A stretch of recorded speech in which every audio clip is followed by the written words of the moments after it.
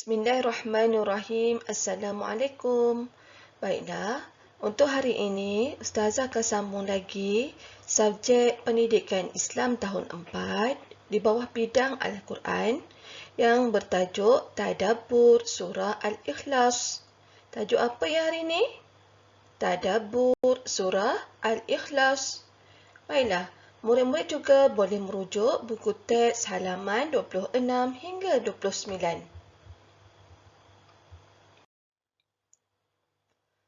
Mari kita lihat kepada peta iting di sebelah.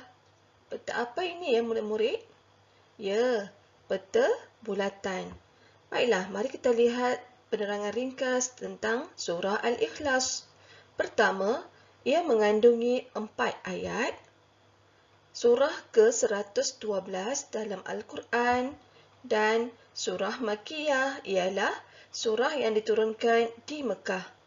Ustazah ulang lagi sekali, pengenalan bagi surah Al-Ikhlas mengandungi 4 ayat, surah ke-112 dalam Al-Quran dan surah Makkiyah. Surah Makkiyah ialah surah yang diturunkan di Mekah. Baiklah, sumber rujukan kita daripada Al-Quran, buku teks, guru dan juga rakan.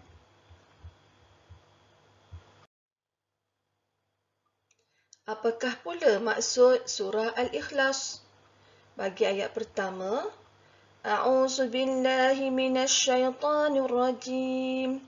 Bismillahirrahmanirrahim. Qul huwallahu ahad. Ustazah ulang. Qul huwallahu ahad. Baik, maksudnya, katakanlah wahai Muhammad, Tuhanku ialah Allah yang Maha Esa. Katakanlah wahai Muhammad, Tuhanku ialah Allah yang Maha Esa. Seterusnya, bagi ayat kedua, Allahus Samad. Ustazah ulang. Allahus Samad. Yang bermaksud Allah yang menjadi tumpuan sekalian makhluk untuk memohon sebarang hajat. Ustazah ulang. Allah yang menjadi tumpuan sekalian makhluk untuk memohon sebarang hajat. Bagi ayat ketiga, Lam yalid wa lam yulad. Saya ulang. Lam yalid wa lam yulad.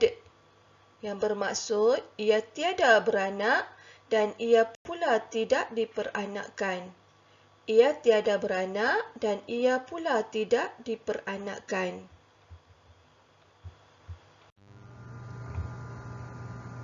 Bagi ayat keempat, walam yakul lahu kufuwan ahad. Ustazah ulang. Walam yakul lahu kufuwan ahad.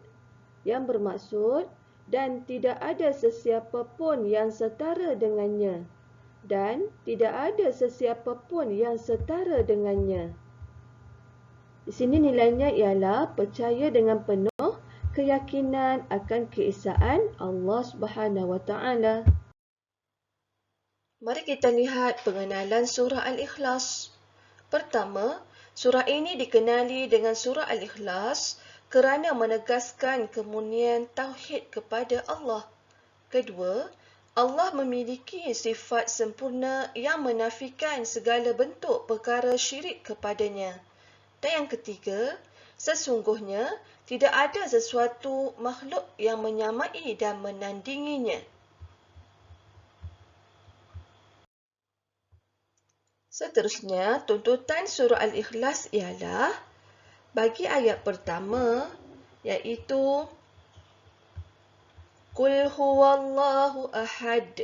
Kandungan surah Al-Ikhlas ialah Islam agama tauhid. Manakala tuntutannya ialah yang pertama, meyakini Allah Maha Esa. Kedua, sentiasa ikhlas dalam ibadah. Dan yang ketiga, membanyakkan menyebut kalimah la ilaha illallah. Bagi ayat kedua pula, Allahus Samad. Kandungan surah Al-Ikhlasnya ialah Allah tempat meminta pertolongan. Manakala tuntutannya ialah yang pertama, memohon pertolongan hanya kepada Allah. Kedua, menghindari diri daripada perasaan putus asa. Dan yang ketiga, bersangka baik dengan setiap ketentuan Allah. Seterusnya, tuntutan surah Al-Ikhlas bagi ayat ketiga, lam yalid wa lam yulad, iaitu Allah tidak mempunyai anak dan pasangan. Tuntutannya ialah kita boleh merenung ciptaan Allah dan mengagumi kekuasaannya. Kedua, yakin Allah Maha Berkuasa dan tidak perlu kepada pasangan dan keturunan. Dan yang ketiga, mempelajari ilmu akidah bagi memantapkan iman. Baiklah, bagi ayat keempat pula, walam yakul lahu kufuwan ahad, iaitu kandungan dalam surah Al-Ikhlas ialah Allah tidak serupa sama sekali dengan makhluk. Baiklah, tuntutannya ialah yang pertama, kita mesti meyakini Allah memiliki sifat-sifat kesempurnaan daripada segala kekurangan. Kedua, kita mesti bersyukur atas nikmat kurniaan Allah.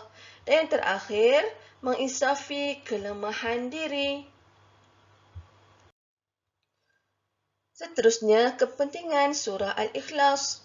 Pertama, menguatkan pegangan akidah kepada keesaan Allah. Kedua, menghindarkan diri daripada perbuatan syirik. Ketiga, sentiasa berdoa kepada Allah. Keempat, satu kali bacaan surah Al-Ikhlas menyamai 1/3 Al-Quran. Kelima, ganjaran syurga kepada yang mengamalkan surah Al-Ikhlas. Keenam, diampunkan oleh Allah. Dan yang terakhir, membentuk kepribadian Muslim. Baiklah, terdapat 7 kepentingan surah Al-Ikhlas. Mari kita renungi tazkirah ini. Daripada Abu Darda radhiyallahu anhu, Rasulullah sallallahu alaihi wasallam telah bersabda, apakah seseorang daripada kamu membaca dalam satu malam 1/3 Al-Quran?